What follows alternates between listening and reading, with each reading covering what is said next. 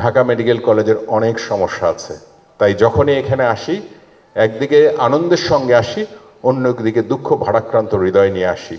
তোমাদের এই স্থাপনাগুলো অনেক পুরনো হয়ে গেছে। 1946 সালে এই উপমহাদেশের 11তম এবং বাংলাদেশের প্রথম মেডিকেল কলেজ হিসেবে ঢাকা মেডিকেল কলেজের যাত্রা। অধিকাংশ স্থাপনা 1946 থেকে 1955 সালের মধ্যে তৈরি, সেগুলো এখন জরাজীর্ণ।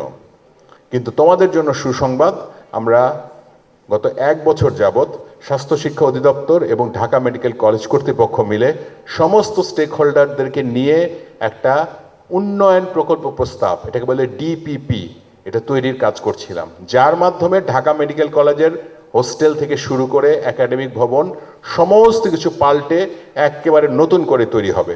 এই ডিপিপিটা এখন চূড়ান্ত পর্যায়ে চলে গিয়েছে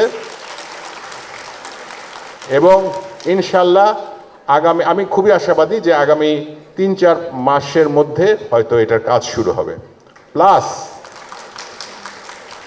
সেই সাথে আরও একটা সুসংবাদ আছে, সেটা হচ্ছে বর্তমানে চলমান স্বাস্থ্য মন্ত্রণালয়ের সবচেয়ে বড় প্রকল্পগুলোর একটা হচ্ছে 19 হোস্টেল প্রকল্প, এটাকে বলা হয় 10 মেডিকেল কলেজের 19 হোস্টেল প্রকল্প।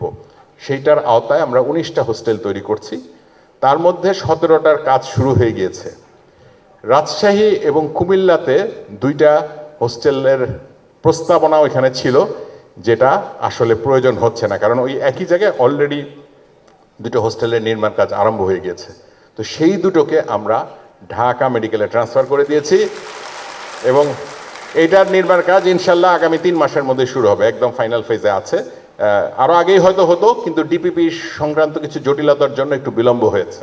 তো এই ফলে অ্যাটলিস্ট K83 তোমরা বাই দ্য টাইম তোমরা হয়তো 3rd ইয়ারে থাকবে, তখনই আমাদের এই ক্যাম্পাসের চেহারা পাল্টে যাবে এবং আমরা যারা এই নির্মাণ কার্যের সঙ্গে জড়িত থাকবে তাদেরকে আমরা বলেছি এই স্ট্রাকচারটা যেন এমনভাবে তৈরি করা হয়, স্থাপত্য অধিদপ্তর এবং গণপূর্ত বিভাগকে বলেছি যেন একটা দৃষ্টিনন্দন স্ট্রাকচার হয়, অর্থাৎ ঢাকা মেডিকেল কলেজ কাজে যেরকম দেখতেও যেন সেরকম হয়।